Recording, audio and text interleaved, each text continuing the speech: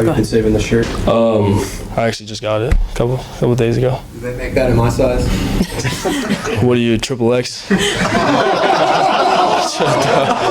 X. Double. We probably got a size for you. Yeah. All right, thanks everybody. Appreciate it. John! What? Red 7! I don't know what Red 7 means. Hot route! I don't. What is hot route? Will you just go stand on the other side, please? Down! Come on. Ready! Down! Set! Hut!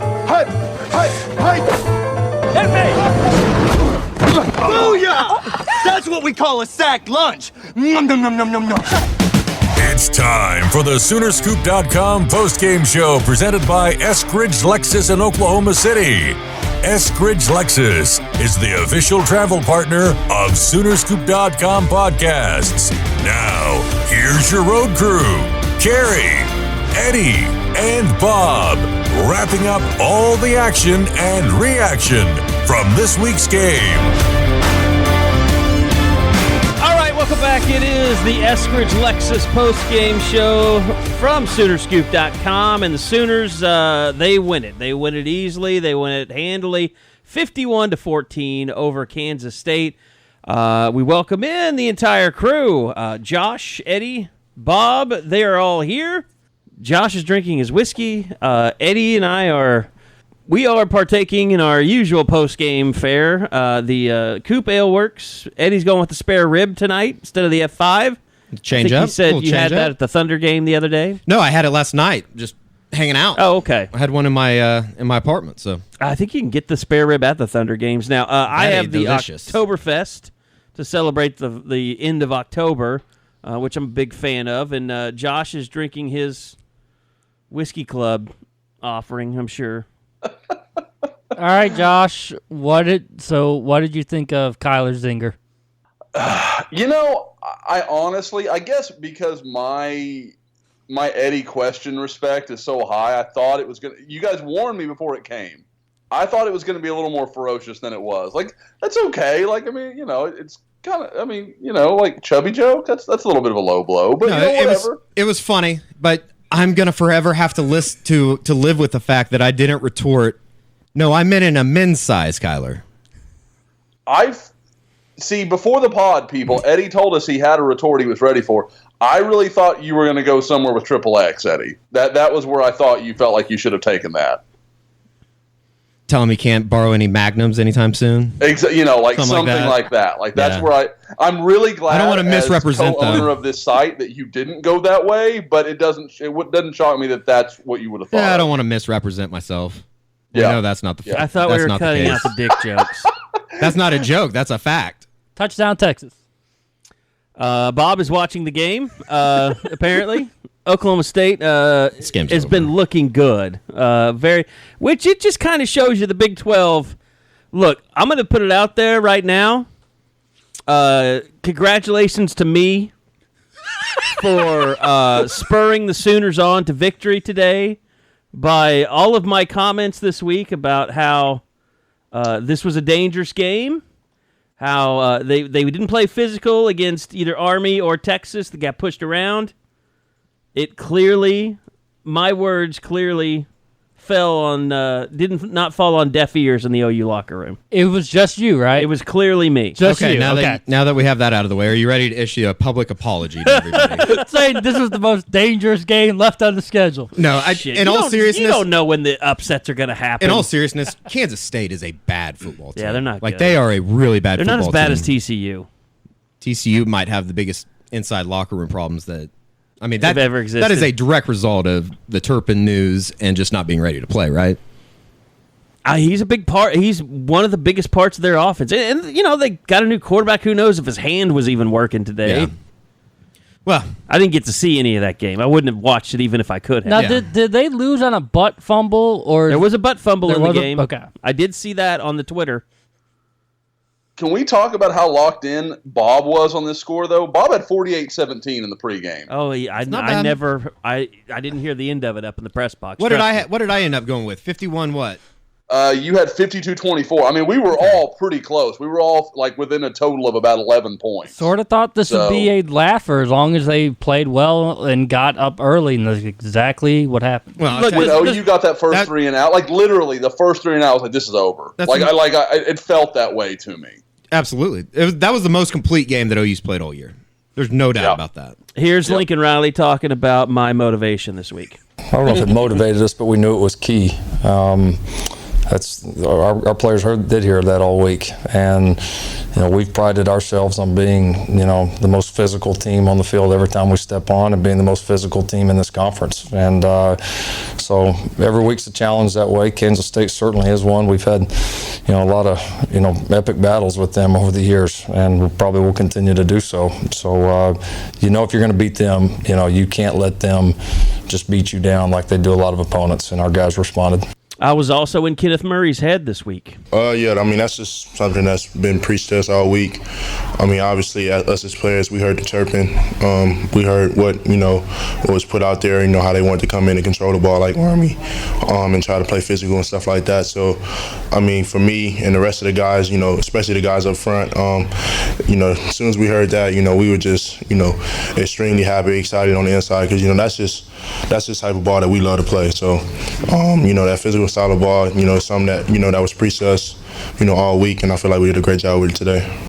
I'll take all apologies now.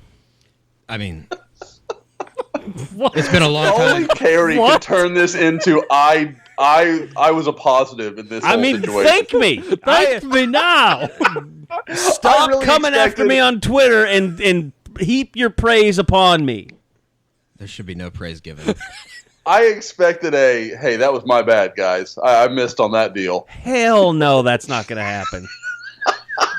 It was very good, though. I mean, I can't get over the fact that, and granted, I think this should be said before we say anything more about Kansas the defense. State. Kansas State's awful, TCU's awful, but they're tackling. Yeah, they're making plays. They're around the ball. They're making tackles for loss. 7 tonight. And if anything you can take out of it, that defensive group is confident again. I think they actually are confident in themselves and what they're doing. But they're playing a lot of people. Like the rotation's working for sure. Robert Barnes is a different. I've never seen this Robert Barnes before. He made a couple plays filling the hole coming down from safety that was like, okay, that's what a safety That's what does. it's supposed to look like. Forget Robert Barnes. When's the last time you saw an OU safety do that? True enough. We tried to go through the list of the last. Who was the last really great safety at Oklahoma? I think maybe you have to go back, like not great, but just really good. It's probably like Dante Nicholson. Yeah, God. And that was Finished his career in 2003. 04? Yeah, 04. He was 03, 04, I think. Yeah. Jayhawk Conference kid. Fort Scott Dante? or something like that. Nicholson? No, he was a California kid. Cali kid. That's yeah. right. Yep. Yeah, I mean, talk about Robert Barnes. He played in the league for a while. Jalen Redmond setting the edge. I mean, Redmond was really good. We just didn't I see. think Redmond flashed some stuff today. Redmond made a couple plays today that, I mean, there's a lot of reasons to be, I don't know about, I guess optimistic would be the best way to put it. There's a lot of reasons to be optimistic about this defense moving forward, and, they still got a long way to go, obviously, but even getting some play out of Neville Gallimore, I think, Josh, you mentioned him as a guy that you thought had really kind of showed some flashes against TCU, and he made a couple plays in the first half, or I think even the first quarter, that it seemed like, okay, maybe this guy's getting it a little bit. The guy that I thought, not quietly, it wasn't flashy in what he did, but I thought he had a good game was Amani Bledsoe. Like, I kept seeing him around the ball. And they're doing a lot of stuff with him. He was running some pure four-man DN. He came in. Somebody said they saw him at nose when Gallimore went out. Yes. Yes, he was. I mean, he played 3 different positions on that defensive line tonight. And just having that kind of versatility with no more numbers than they have up front, that's huge. Here is some of Lincoln Riley talking about some of the differences that he sees going on in the defense. The team's listening. They're listening to what we're putting in front of them as a staff. They're responding. And it's fun when you get all three sides rolling like that. So great team win. We'll go from there. Lincoln, how much better do you feel like your defense was today versus where y'all were 3 weeks, a month ago? We're probably playing a little more consistent right now. I mean, that's probably the biggest thing. I think getting some of these young guys back healthy has created competition. It's got more ability on the field. Some of those young guys are certainly playing better. And they've just got a good demeanor mentality about them right now. So, we're going to continue to get challenged in this league. We know that. We're going to have a big challenge coming up here this week with the offense that we're getting ready to face. And so we just got to keep growing, but we have taken, in the last, I wouldn't compare it to any time before, but in the last, from the bye week to TCU and from TCU to here, we have taken positive steps, and we got to keep doing that. I was talking to J.D. Runnels doing our radio show before we taped the podcast, and he said something to me that makes a ton of sense, which if I say this, I'm sure you guys are going to feel the same. When's the last time you remember an OU defense playing well on all three levels, meaning defensive line, linebackers, and secondary? When's the last time all three of those came together and you're just like, wow, they played really well, all three of them? There were no busts in the secondary, and with a good playing up front. It was impressive. I thought Parnell Motley's PI was bullshit at the end of the game. Well, of course you did. No, it was. It was a bad call. It totally was, yeah. It was a bad call. But yeah, you got Alex Barnes, the leading rusher in the entire conference, goes 13 for 28. His longest is 5 yards. I mean, Carey, you did it. You inspired this group. Shit, yeah. No, I mean, look, we're all going to say it's TCU and Kansas State. But they're building blocks. But it's promising. And they finally are seeing, this is cliche and kind of bullshit on my part, but they're seeing progress. And I think that when you have confidence, funny things can happen. And who knows what will happen. Well, look at the offensive line. I mean, look at it this way. That group. The offensive line is playing amazing, but they were getting pushed around a little bit by Texas too. I mean, it's like Creed Humphrey comes in, solidifies that offensive line at center. And I know we all talked about this on the roundtable that's up.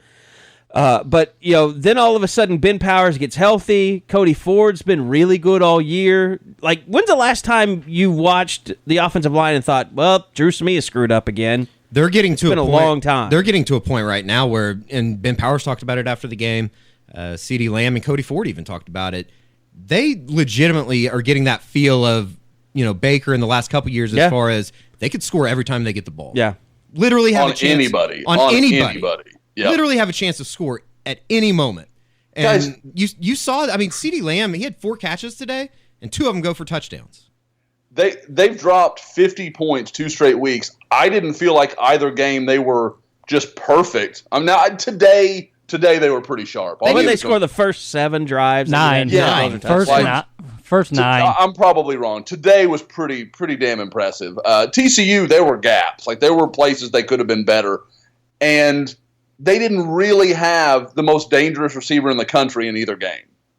No. I know, right? Insane. They've made it work without Marquise Brown was without Brown today. Yeah. Yep. I think and really was against TCU because he got hurt so early. Kyler Murray's last snap of the game was like with the 8-minute mark of the third quarter. Yeah. Yep. Like they could have scored 70 today easily. And I said it early in the year when we were talking about I think it was right after Florida State had gotten humiliated by who was that in the season opener? Virginia Tech. Yeah. When that offensive line looked terrible. Man, go watch that second team when they had a lot of snaps today. There are some really good players in that group, like just waiting for a change. Like that depth is there. Like if it's not one of those deals where, if they lose a guy, they're just screwed. They have some, like Adrian Ealy's going to be a really good player. It's just a matter of time. I enjoyed Tyrese Robinson getting yanked out of the game for hitting a guy late. Yes, that was nice. Funny. That was interesting there early in the game when K-State tried to set a tone, I think. And Cody Ford got into it with the guy. Yeah, they hit Trey Sermon late on the ground. Which was, I was a little surprised that they didn't call anything on that. I mean, that was so far after the whistle.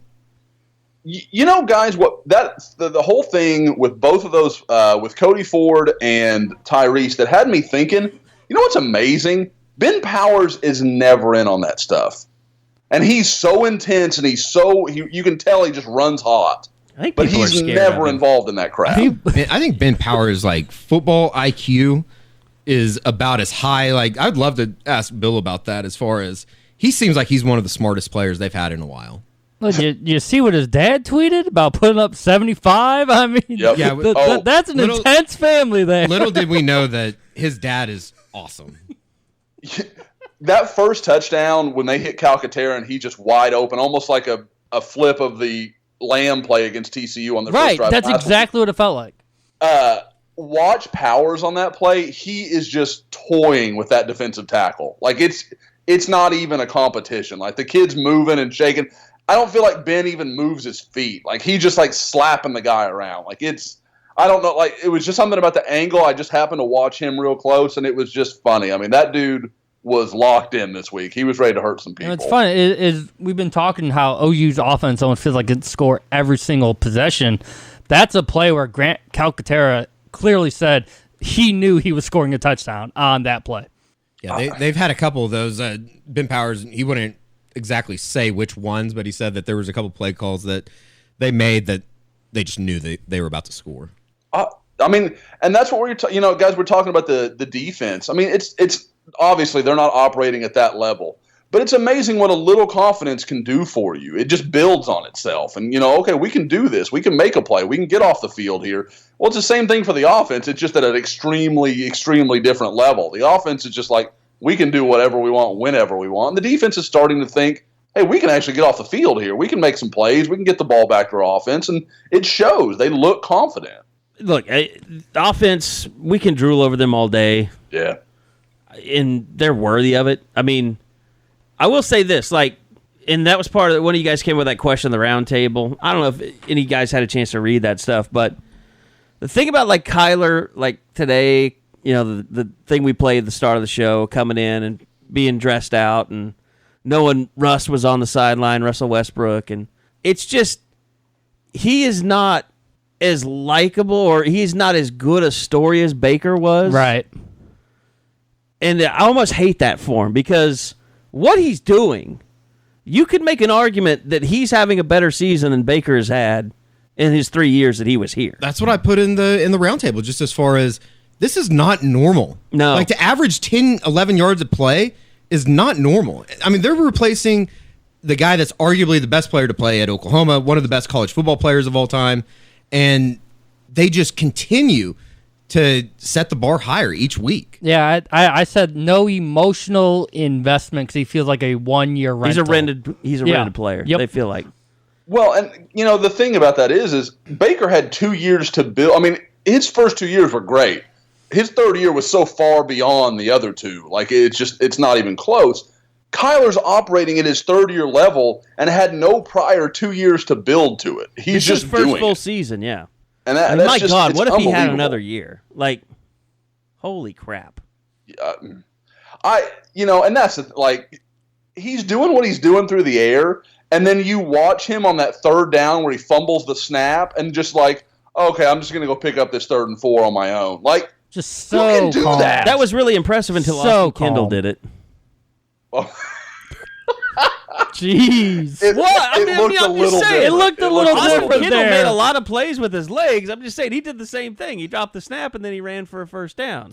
So you're saying if Kyler doesn't win the Heisman, it's Austin Kendall's fault? Yes. Because no one's going to remember that play like they should because Austin Kendall did it too. He did against Baylor too. Oh, you literally had 2 plays today that went for more yards than Kansas State had all day. Yeah. 81 and a broken 91-yard drive in 2 plays today too. It's just it was 43 and a 46-second clinic. drive. Well, I tweeted it at halftime. OU had 9 receivers that had a reception. Kansas State had 7 completed passes. It's incredible. That's just it's an efficiency from both sides of the ball that's just absurd. I know we're scoreboard watching here. Touchdown Texas. It's 31-28 now. Guys, call it. We're probably going to finish this pod probably about the same time this game's going to finish. Does Oklahoma State hold on? No. I don't think so either. We're headed to Lubbock next week. Woo! I thought that Iowa State would win today. They did. I didn't know that they'd have a punt blocked for a touchdown to start the game. I didn't know they'd have a pick. Did Purdy throw a pick 6 today? Is that what happened? I couldn't tell you. I'm trying to remember. Right. It was a weird game. He had there's a fumble in the end zone. Yeah, okay. There's a fumble in the end zone. That was what's his name though? That was Bowman that had the safety, right? Yeah, that was intentional grounding in the end zone. But Purdy had a fumble in the end zone. Oh, did he? Recovered by Texas Tech. Okay. Yeah, it was a big scrum. What was crazy is the Texas Tech guys are all holding their hands up for safety. I'm like, guys, you're rooting for the wrong thing here. Like you want to touch. You got guys at the bottom of the pile that might actually have the ball. But I mean, it's going to be interesting because this will be really the chance for OU's defense to show how improved they are. I mean, you look at Vasher, you look at Wesley. They even have another guy that's a big, tall receiver at Tech. I mean, everything that they do is, it's like we said. It's like, yes, I said K-State was a bad matchup because they were a physical team. Well, they passed that test today. Can they pass the test of defending big receivers down the field? So it's gonna be a really, I don't know, what do they call it? What do they call that when you find out something? Pregnancy test. That is when you find out something. It's one of the things. Yes. You're talking about a litmus test. A litmus test. Yeah, that's a good way. That's a good word. I like that. I like Eddie's better. Guys. Well, and the thing is, people need to get their head right. There's going to be moments against Tech that look ugly. Like it's just like that's gonna happen. It's gonna be there. But I think there's reason to believe that maybe this is not going to be Mahomes Mayfield 2. Like this could be a reasonable football game where Oklahoma has better talent and separates itself. Tech is decent on defense this year. They are. I don't know how much I don't know how good they are as much as they just get off the field on third down. And we've talked about it before. That's what you have to do. Kansas State was 4 for 12 today on third down. And Texas Tech is hitting people. Like they are physical. They fly around. I mean, okay. When's the last time you could say Tech had the best Mike linebacker in the league? Sure. Yeah, Dakota Allen. And I mean, I like Kenneth Murray, and there's some really other good ones, but Dakota Allen's a 10-year NFL guy. He's a really good player. And the thing that I think is interesting about Tech's defense is I watched a lot of that game today. They get a lot of personal fouls and unsportsmanlike penalties. Like, they play nasty with an attitude, which I'm fine with it. Like, if OU's defense wants to start getting a bunch of penalties because they're being mean to people, I'm all for that. I'm all in. I am to a point. You have to be smart about it. I mean, I think that there's something to be said because you can't have it on 3rd and 15 and then all of a sudden. Well, no. Yeah, but I get what you're saying. I completely agree. I tweeted that during the game. Maybe rough the passer every once in a while. Getting a couple penalties early is not just a terrible, terrible thing. Kind of sets an edge, sets a tone. And for a team that's trying to shed a label of being soft or what have you, it's important, I think. You know what's amazing is some of Kansas State's best teams, they were always the most penalized team in the league. Like, you think for Bill Snyder and how much of a tactician or a taskmaster he is. Like, he's always had problems with penalties. Get those kids from junior college. We should get into this. Eddie is he's feeling justified in his not Bill justified. Snyder takes.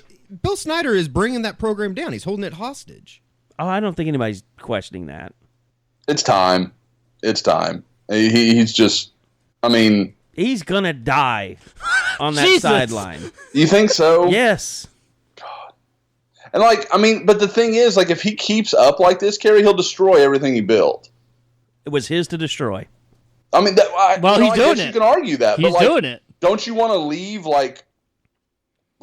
okay, you can build from this? No, they're going to have to start all over again. I mean, you can look and you can say, well, look what Iowa State's doing. Are they really doing anything that is that great? Like Kansas State, what are they going to do without Bill Snyder? They're just going to be a mid-range program that doesn't recruit well, that is just disappointing. They're in a bad spot right now. I don't think there's any doubt about that.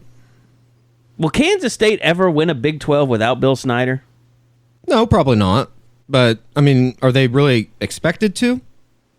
Or are they still in that upper echelon of you expect them, like, it was laughable that people had them There were two. as one of the top teams in the conference going in. Two first place votes. Some people voted in first place. Those people Two first place votes. Those people are idiots. I'm sure they're from Kansas. TCU had a couple first place votes. No, that's a dumpster fire in itself as well. Not first place, but they had a second place vote from me. So yeah, maybe Gary Patterson will put on a parachute and take the K-State job. I think he's a K-State alum, isn't he? Mm-hmm. Yeah. It's interesting. It's very interesting. I haven't thought about that. I don't know if you can do what Bill Snyder did in the 90s and the early 2000s with as far as the Jayhawk conference has fallen. Oh, as far as like JUCO and building through there? Yeah. It's just not there like it used to be.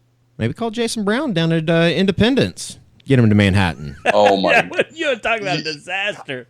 Well, and you want to talk about a change of culture? Oh, boy. From Bill Snyder to that freaking dude? That'd be like going from living in Gaillardia or Nichols Hills to moving to the Bronx and living in the projects. Every Taco Bell employee would be in danger. Every Burger King employee. Anybody with a drive-thru. Anybody that's open late at night. You would be in danger. Your Every lives Cadillac would be in danger. dealership in Manhattan, though, would be in great shape. Too funny. Okay, so getting ready to head to Lubbock. Good folks at Eskridge Lexus, our official travel partner. Going to tell you about the ride that we've been driving recently, but it is time right now for this. Eskridge Lexus is all about embracing the best. That's why they are the official travel partner of the Soonerscoop.com podcasts. So it's time for us to recognize the Sooners' best with our Eskridge Lexus Player of the Game. All right, you want to get me triggered on this podcast? Yeah. Yes. To be honest, I do. Yes. Just remind me who it was that OU named Trey as their player of Sermon. the game in the stadium. Trey Sermon. Can we first say, like, that's insane that he played today. Yes. Like, that is insane. He had a high ankle He didn't even sprain and a practice this sprained week, did he? MCL. How much did he really practice? We asked Kennedy Brooks, and he was like, yeah, he practiced. He practiced a He's little like, he bit. missed a few days, but he practiced. Whatever that means. Like, he's an alien. They He's not a human. I thought Patrick. Like, I still don't think that people realize what they're doing offensively. What do you mean? Just as far as, like, from a production standpoint, from a everything coming together standpoint, this offense is unreal right now. Yeah, that's because the offensive line's playing so They're well. playing so well. But it forgets, guys, all this conversation forgets that Rodney Anderson has not been a part of this team. Well, and maybe it's the not best like running it was, back in college football. It's not like it was a smooth transition losing Rodney Anderson either. I mean, let's No, face It took a couple weeks to It get did. everything sorted out. But here's the thing: if they named him the player of the game, he had been outrushed by two by Pledger and Brooks. a true two freshmen. Why can I not think of Brooks' first name? All Kennedy. Of a sudden? Kennedy Brooks. I never would have got that.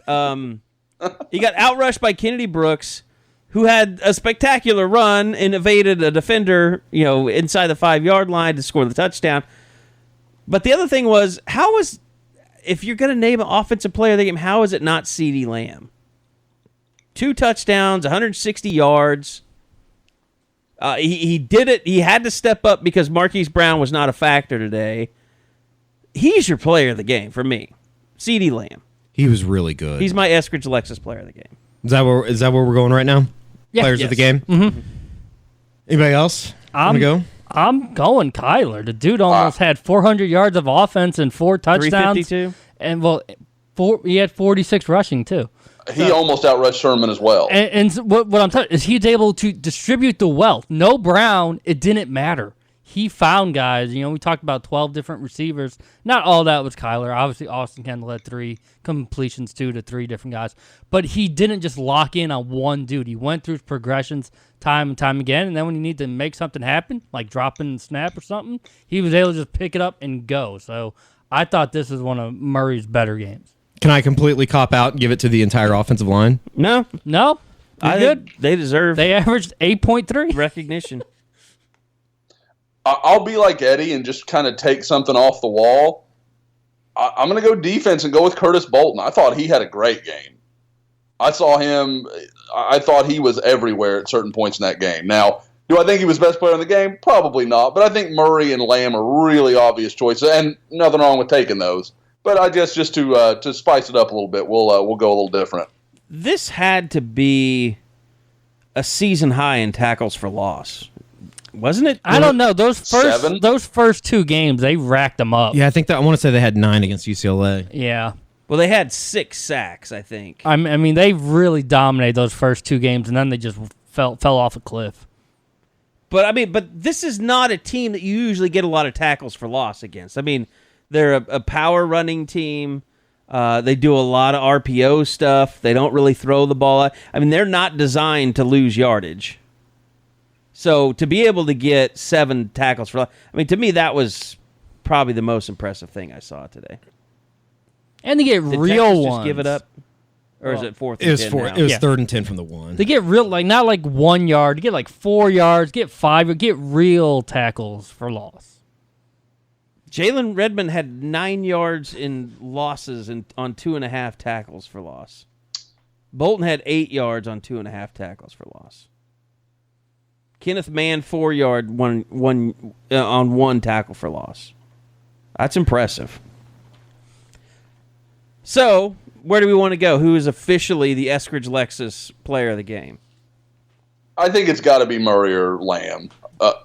We probably never give it to Murray just because because we don't appreciate it. No, we appreciate it. It's just like, my God. I mean, just like we're the gonna give it to him roundtable every week. The roundtable question: do we not appreciate what he's been able to do? It was a great question. I wonder who came up with that.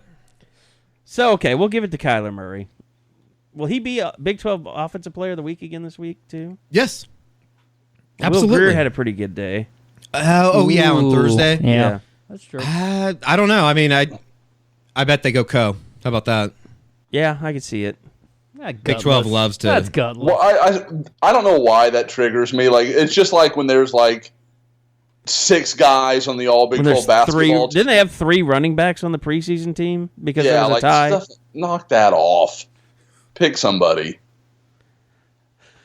Reminder, Eskridge Lexus is the official travel partner of the postgame podcast, as I dropped my copy. Hold on.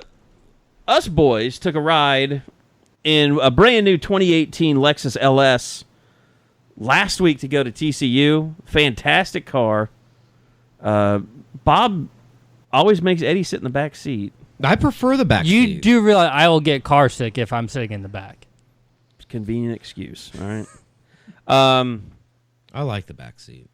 We did a lot of Sirius XM list. Okay, stop. Cut. That is cut out of the pod. I will not be censored. I was already fat shamed. I won't cut it out. I'll just give a big bleep, a long bleep. That's fine. I promised Ed that we were not going in the crass direction that last week. I'll see him at the next Ed's meeting.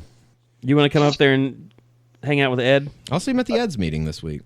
The Oklahoma Eds. City Eds Foundation. Yeah. Mm-hmm. Chamber of Eds. Chamber of Eds.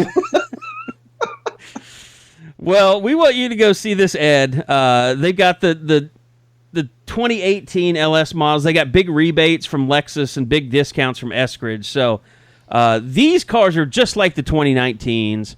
I think the only difference is the 2019s have Apple Play in them, which you don't really need. I mean, who wants to have their text messages read to the entire car when you're driving? I mean, that's a hassle.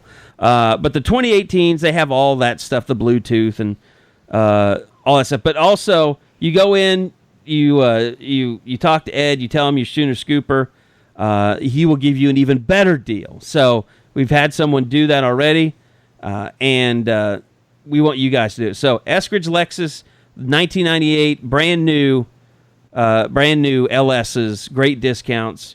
Go check them out. Also got the brand new 2019 ESs. We've driven one of those as well. Those are awesome cars. So EskridgeLexus.com or give Ed a call, 405-755-9000. So Red Sox just took the lead for the baseball fans out there. They'll Did be they? listening. Man, OSU has really outgained Texas in this thing. OSU had more yards at halftime than they did against Kansas State the entire game. Wow. And they're about to go in for... Can we take a moment and just say these OSU uniforms... Oh, it's a my photo by gosh. Chubba Hubbard. Play-by-play. OSU's uniforms are awesome. Yeah, no, those are so badass. I love the old OSU. Those are so badass. Eddie, can you even remember when these were their uniforms? I remember that the style helmet, particularly like Alonzo Mays and those guys. Was that his name, Alonzo Mays? Yeah. The tight end? Yeah. Like, I remember that. Well, it wasn't. They had this style of uniform, but when they had the stupid OSU flame one on it. Oh, like okay. they So were that wearing, wasn't what they wore in 99 They were wearing and that 2000. style, but they changed the lettering. Mm-hmm. And they just had the new branded OSU logo. So it wasn't a smooth transition. What would you say? Like, this probably stopped in, what, 93, Carey? Something like that? In that ballpark? Yeah, I definitely... That's It was way whenever that before me. logo came out. I mean, okay. I don't know what year that was. And they changed to the Gotham font or whatever you want to call it. No, I like the old rope style OSU. Looks good. The All right. Raphael Denson days. Probably too much OSU talk for a lot of people out there. Yeah, I think so.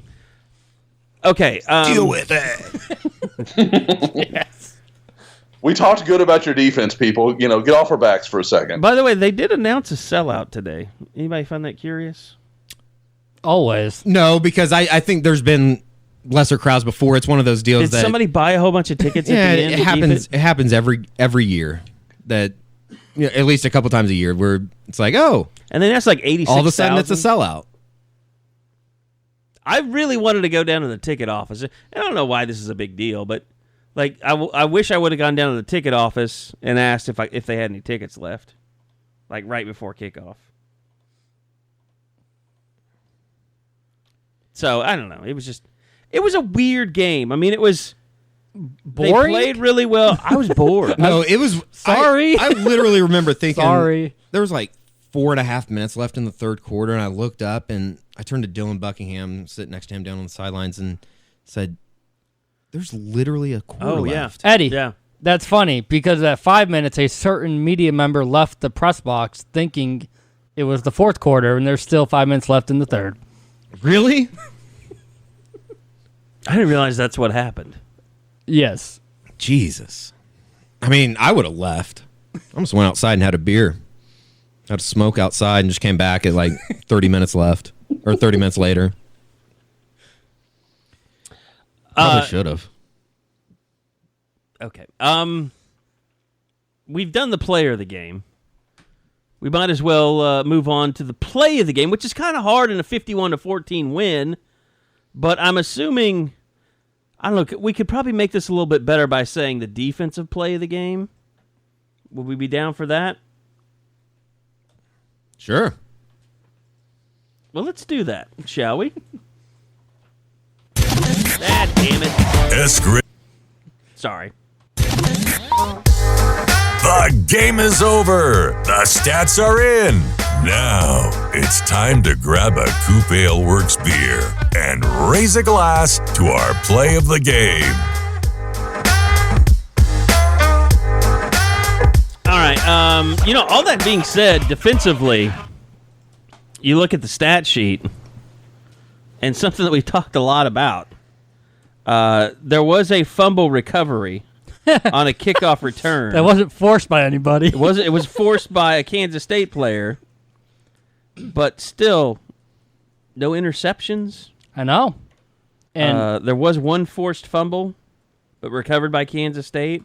So the turnovers still, and again, still not Kansas common. State, not a team that usually plays in a fashion that lets you gamble or do a lot here or there. But that's still kind of one thing that's lacking. Yep.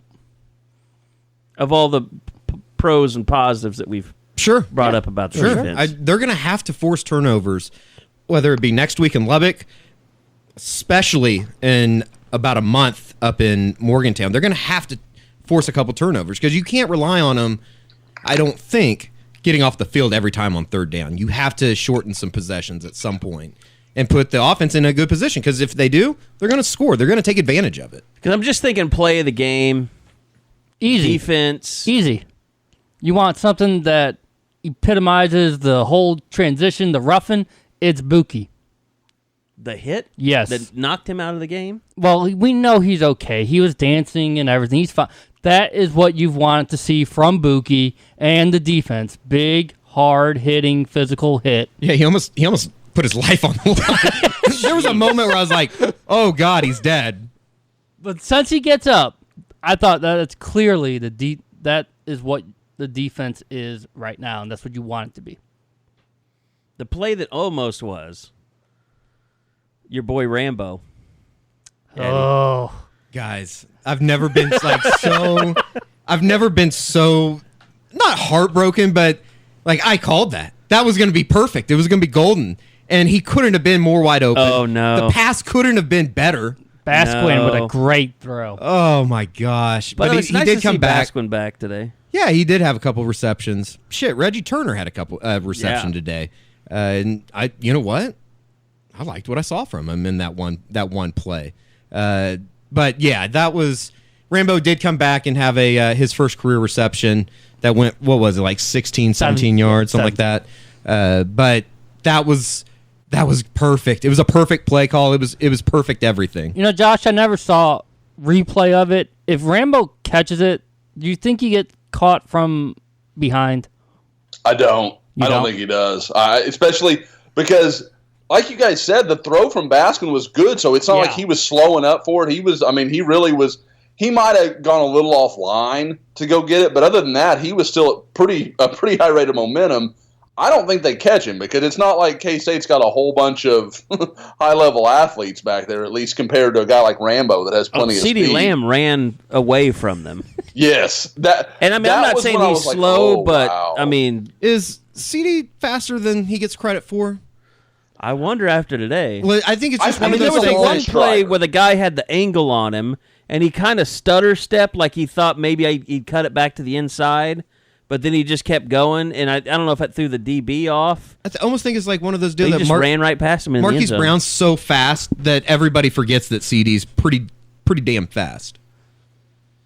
He's fast for what he is. There's no question. And another guy that has had stock down on this a couple times, I think Grant Calcaterra is starting to come into his own just a little bit.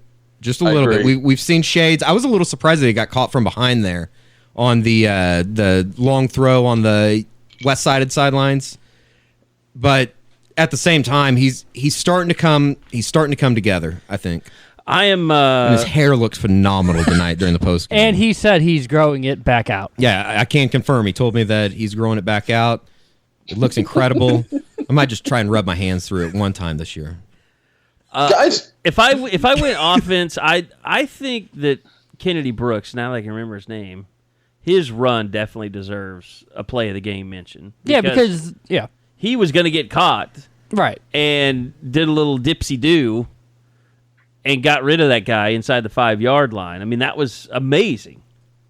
It's one of those deals like he's a tailback. That's the best way. He's a very good tailback, but he just running, and you brought it up to Lincoln earlier tonight, and he brought it up on Monday.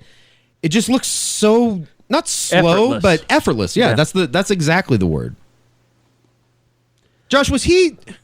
Help me if I remember. I mean, he led the DFW in rushing as a senior at Mansfield, but as far as his recruitment went, was it a who's who list?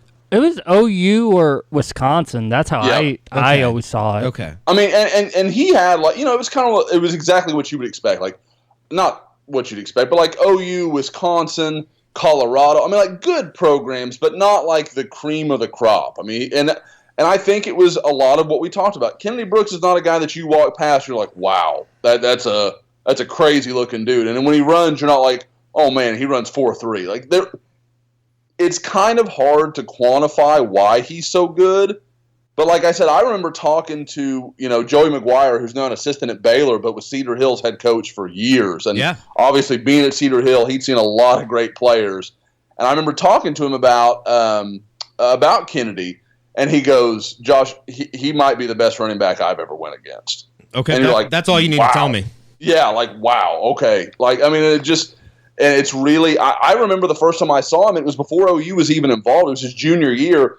And it was the first time Mansfield had beaten Cedar Hill in like 15 years or some crazy thing.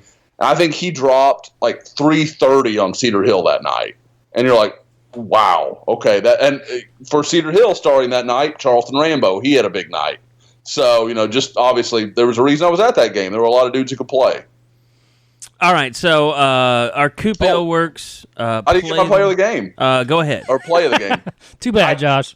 I'm going to pick a random one, and I guess it just kind of sticks out to me, especially if we're going to go defense. The Justin Broyles pass breakup. Yes, that's in my 5 plays tomorrow. I thought that was a really nice play. It really, to me, that was when you're like, okay, they're going to give the ball back to Oklahoma. Oklahoma's offense is rolling. This is over. And that's, like I said, it wasn't, there weren't a lot of standout defensive plays. It was just generally a good game. But I thought that was a big moment. And I think good for him to kind of, start trying to build some positive momentum after that Texas game. What was the first defensive play we went with? Bob, what did you the Buki hit. Yeah. Okay, so we'll make that our Coop Ale Works play of the game. Sure. It's the most positive thing he's done. It was a good play.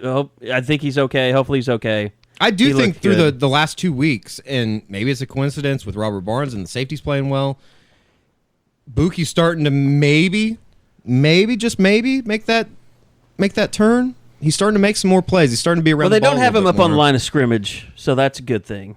Guys, what did you think of the fact that they start Mark Jackson, which makes sense, with the way Kansas State's going to run the ball, and instead of Buki coming out, they take Khalil Houghton out of the They took Houghton out. Yep, they did. I thought that was real. Or Barnes. It wasn't Barnes or Buki. It was Houghton that was the sacrifice. It was like they were. It was like they were showing a 5-2, but then they would play Mark Jackson, kind of straddle him between the receivers split out in the line. Yeah. And then just kind of he was way wide on those first two snaps. Hedge him up and put him back and. No, it worked really well though. It was strangely enough, Jackson didn't have a tackle today. Yeah, Trey Brown didn't log a single stat today. Ooh, yeah, I could see that. Neither Trey nor Mark ended up in the official stat book at all. I'm sure I can. I'm sure Pro Football Focus is probably up. We can see snap counts because that'll be interesting. But we're talking a lot about individuals, so let's just go straight to our stock report.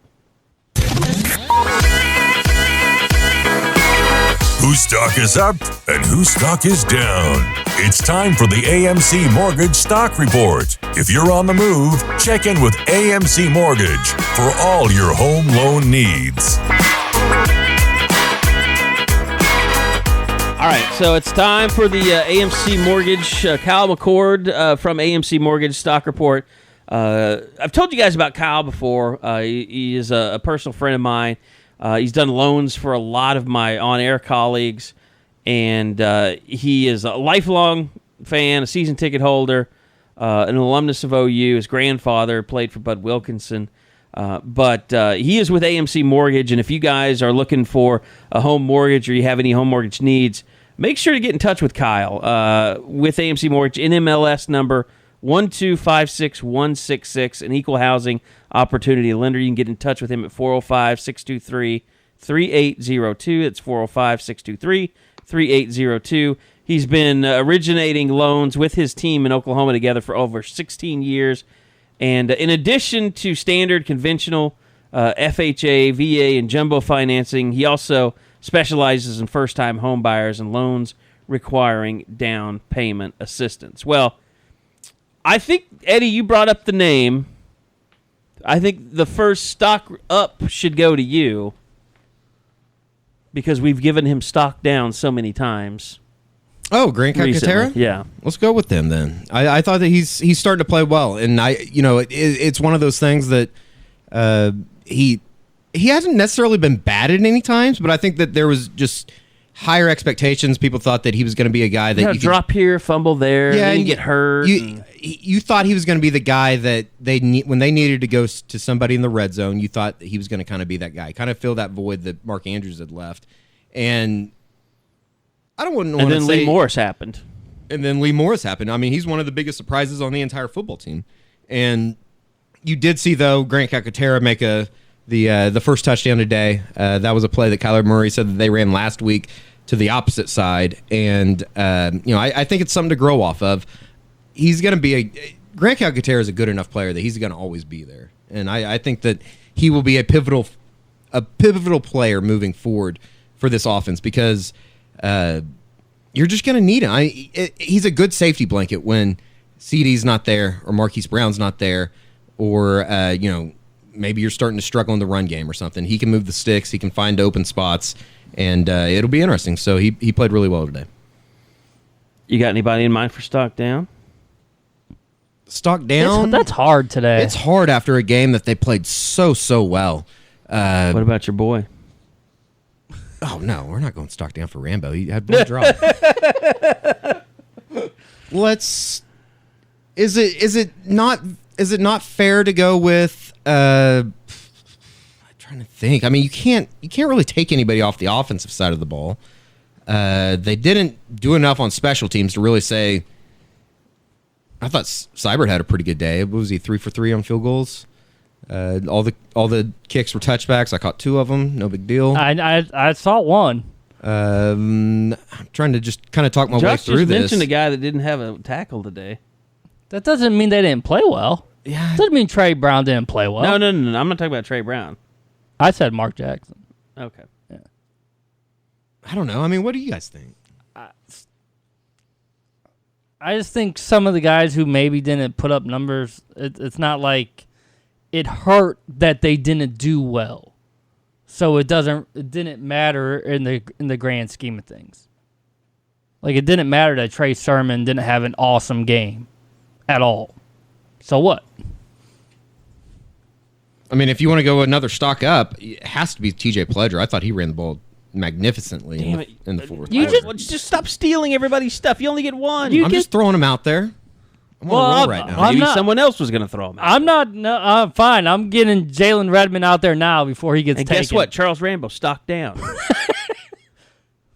Again, with Redmond. Screw you, Bob. Screw you, pal. The thing with Jalen, we talked to Robert Barnes about this post game, is that it's been a feel-good story the last 3-4 weeks, seeing him out there and then getting cleared. But it's getting past that point because he's an actual difference maker. It's not just, wow, what a cool story that he was able to come back from all this. He's going to be someone who's going to be making plays in the next 4 or 5 weeks that are going to matter when it matters most. Since Bob stole mine, like an asshole, I'm going to go with Deshaun White. Got a lot of snaps today. I thought he was pretty good when he played. Yeah, he had some good moments. I thought he was good. Stock down, and it's really not fair because I talked about it in the unofficial 40. He might be going against the best offensive tackle in college football in Dalton Risner, but Ronnie Perkins has gone 2 straight weeks in this 4-man front and really hasn't done a lot. And don't get me wrong, Ronnie Perkins is going to be a very, very good football player.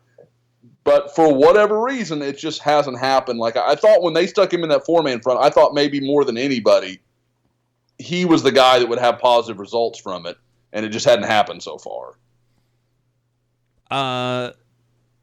Before I throw mine out there, by the way, my stock up, Jalen Redmond. We haven't mentioned him.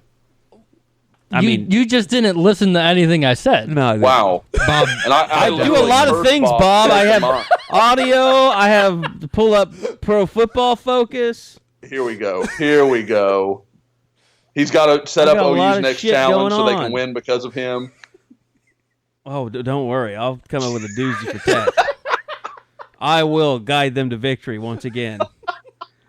Okay, so you said Jalen Redmond. How many other effing people did you take? That's it. Well, I wasn't listening. That's it. Who'd you do stock down, Bob? Did you take one? I copped out and said it's not fair because no one who didn't record stats affected the game. It didn't matter that Trey Brown didn't have a bunch of pass breakups or anything of that nature. Bob's going into politics. Okay, so you're with Bob that Redmond stocks up. That's great. No, Delarian Turner-Yell. I mean, he did some good things today. He got on the field a little bit. There was a lot of freshmen that played today. Josh noticed it as I was walking back to the interview room. Bray Walker. Mhm. That is his first action. Yep. Khalil And he Houghton played played well. He had a more pancake on snaps his than first anyone block. on defense today. How about that? It's a little surprising. They have a lot of trust in Houghton. He might not be the difference maker or game changer, but they trust him to be where he needs to be and get guys lined up. OU had 7 guys ranked 70 or higher on PFF this week. That's a hell of a performance.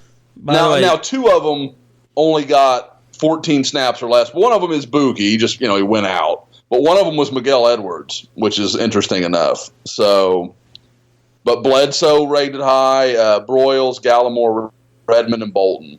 One missed tackle today. How about that? Really? Yeah. Ooh.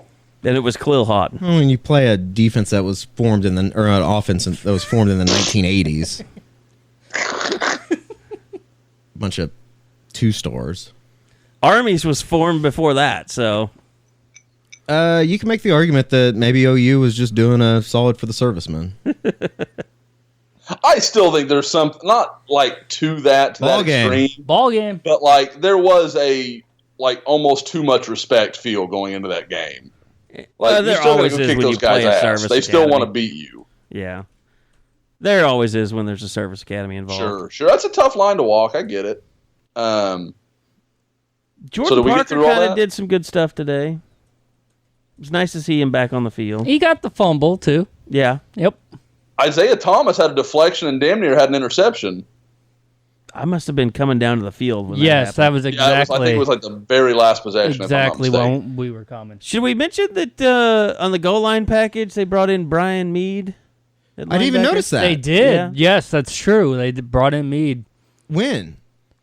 When Kansas State was at When the they goal line. overruled, when the video replay I got you. overruled I the got you. call on the field, I got you. they came out with their goal line package, which was like Lott, Overton, Gallimore. It was a strange group. It was cool. I mean, because I've always been critical of OU for not loading up in a goal line situation, and actually it wasn't a goal line. It was like a 4th and 1, like inside the 5. When they did that, but they called a timeout. But I just thought it was interesting that Mead was a linebacker on the field since, Did we ever everybody's obsessed with certain somebody not playing. Did we ever get clarification on what happened to Kenneth Murray? It was his back. Okay. He was down. He was down, laying face down on the sideline, and I think it was Jim Hillis was like just massaging his back. Sensual. I didn't see any oils, but No oil. Was there like a candle down there? it was wax.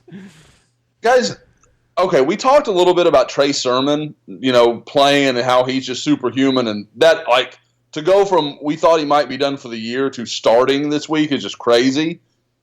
What did Kennedy Brooks do? Like, why? What is the hesitation? He had. What was? Hang on, let me pull it up. I think they just He had 5 carries. Right. I think they just like Trey Sermon's ability to be a pass protection guy because he's so dominant in that area. So they want him to be out there early so Kyler can get into that rhythm, and then they can put Kennedy in during like the second quarter, and he can start putting up those numbers, and then Sermon can take him home in the 4th. I guess, and I guess I will say the one thing that I did like was it looks like I think we can end the argument. TJ Pledger's RB3. Yes. It wouldn't be a good OU football team unless we were bitching about running back carries. I mean, I So used to do true. the same thing. Oh, it with tells you how good the offense is. that we can DeMarco still- Murray and Chris Brown was a constant bitch fest from me. Yep. Oh, I mean, it tells you how good they are. That's probably the biggest complaint I could come up with. Breckenhager tried to fight the This is entire weird. team, and It was Herman weird. runs out on the field. Well, that's his bitch boy. My God. Get over to the sidelines, you cocksucker. Oh, my God. Tom Herman. Wow. And Gundy is... Gundy did the same ran out on the thing. field, They too. they both ran out on the field. He's trying to get his players away. And he wants to go after Herman, I think. Holy crap. What a shit show. Tom Herman. What a loser. As we're all watching this, Josh, it's rare, but we actually have recruiting news coming off this game. The eyes were sent out this evening. Indeed they were. And it's another one of those things where it sounds like this is not going to be something immediate, so I don't think anybody's going to wake up and hear this podcast on Sunday morning and, be like, oh, well, we know what's happened. I think it's going to take a few days. Sound like the guy is not ready to go public with it yet, but I want to be careful how much I say because, everybody knows we try to be good about, giving these kids their moment. And they're just not ready. He's not ready to announce it yet. He was on campus this weekend. Obviously, I think that's pretty obvious with Lincoln Riley when he tweets the eyes out. That's kind of the way that goes. But it was a weird. I won't lie. It took me a minute to track it because this was not something we saw coming. This was not one we were prepared for. So it's a good get for Oklahoma. I mean, we'll talk about it more when it goes public. We'll have some stories ready to run and that kind of thing. But what's that? Whenever that happens to be. Yes. Yeah. I mean, like I said, I've gotten the impression it'll be this week. I don't think it's going to be like the last one where, we're still waiting, almost a month later. Yep. I don't think it's going to be a situation like that. But again, this is it's recruiting. I mean, it's one of those things where it makes you wonder because other people are going to hear about this, other schools, that are in this guy's region, and you wonder if they don't send out an offer and try to make it, something, give the kid something to think about before he goes public with it. Because until he goes public, it doesn't mean much. So we'll see what happens. But I definitely think, like I said, it's a good get for Oklahoma, and I guess I will say it's a good territory for Oklahoma to be making inroads in. Cryptic. I like it. Well done. All in all, a very good day in Norman, Oklahoma. Right? Yeah. I think people didn't really get anybody hurt. I think put people up a bunch of points. Defense played well. I can understand if people want to start getting fired up and jacked up and start declaring that, especially after Texas it's now official. Texas has lost. Mike Gundy and Tom Herman had a long exchange that seemed to be amicable at midfield. I'm sure now Dax Hill will be going to OSU, according to OSU fans, now that they fixed everything. I got to think some OSU fans, though, are like, well, this means we got to have Taylor Cornelius the rest of the year, no Spencer Sanders. They're stuck now. There's a legitimate possibility that Oklahoma State doesn't play another quarter. There will be no other quarterback that plays other than... No, not now. That's insane to me. I mean, I bet Gundy won't even want to play him for the 4-game rule just because he doesn't want people to see. Like, he don't want Spencer Sanders or Drew Brown to go out there and light it up. He'll look stupid. The best bit of news for Oklahoma, we can even bring it back to recruiting for OU a little bit. This gives Oklahoma that really good shot for that 7:00 kick that they're wanting. Yeah, that's true. Yep. And again, we talked about it in the scoop. I teased it in the scoop and had missed that somebody had put it out. Evan Neal, 5-star offensive lineman from IMG Academy, is expected to take an official visit to Oklahoma for that Oklahoma State game. Yeah, it's huge news. I mean, he's a big time guy. Obviously, OU signed 2 guys from IMG last year with Pledger and Buki. So it could be a big deal for Oklahoma. He's also, for those who would say, oh well, OU don't have a chance. He's very good friends with EJ and Doma Ogar. So there's kind of an inroad there. EJ will be taking his official visit that same weekend. So there's some positives that are going to come out of that. But I think that weekend has the look of being pretty much everything rolled into one as far as an in-season official visit, because Bob can say the same. I keep expecting there to hear official visitors, then another week will go by and there's just nobody. So I think they're just backloading it into this game, and this is obviously a huge break for Oklahoma because now Oklahoma State has left in front of them. It's Baylor. Is Baylor? All right, so they should be 6-3. 6-3. Yep. All right. Any last thoughts, gentlemen, before we get out of here? No, I don't think so. It's going to be a interesting week just as far as this team going on the road in what will be a really hostile environment, obviously, coming back from a lost names. And I think it's a very, very good test to see where this defense is at as a whole. I don't think that Tech's world beaters by any means, but they're actually gonna be put in the jackpot a little bit, and it's gonna be interesting to see how they respond. It's a huge game for OU. It's going to be a little annoying for fans because it's going to be the Pat Mahomes versus Baker Mayfield storytelling hour. Throughout the week. Yeah, for sure. I want everybody to be prepared because I'm going to ask this question in the unofficial 40. We need to come up with the guidelines. What is a good performance in this game? In Lubbock, against Texas Tech, the defense starting to kind of seem like they're finding themselves a little bit. What constitutes a good performance? Like, it doesn't have to be exact, but, like, we need to come up with some parameters for, like, this is what should be expected. It's hard to say because, like, you could say, well, the TCU game's a baseline, but they didn't play Bowman in that game. He had the collapsed lung. Oh, yeah. I mean, to me, if you hold Tech under 30? 30 in Lubbock? 30, that's a really good performance. You've done well. The best you could ever hope to do, I think, is probably like to hold them to 17. And that's probably because you ran ball control a lot during the game. Yeah. Yeah, I mean, you're right. There's a qualifier in that how much does the offense help them? They get 17. How much do they do? They get turnovers, too. I mean, that's something.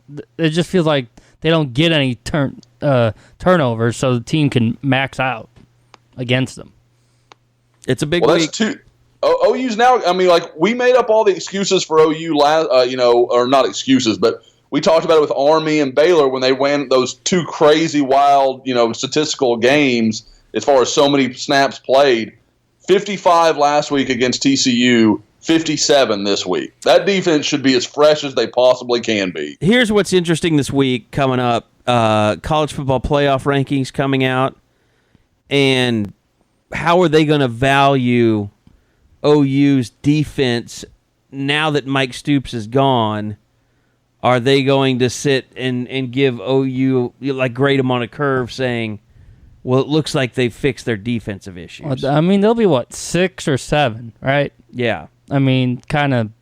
Depending on what happens, Georgia wasn't that impressive offensively today. 36-17 looks good. Yeah. 36-17 against a top 10 team. You might not think Florida's a top 10 team. I don't. How are they going to treat Ohio State? I think it's a big question.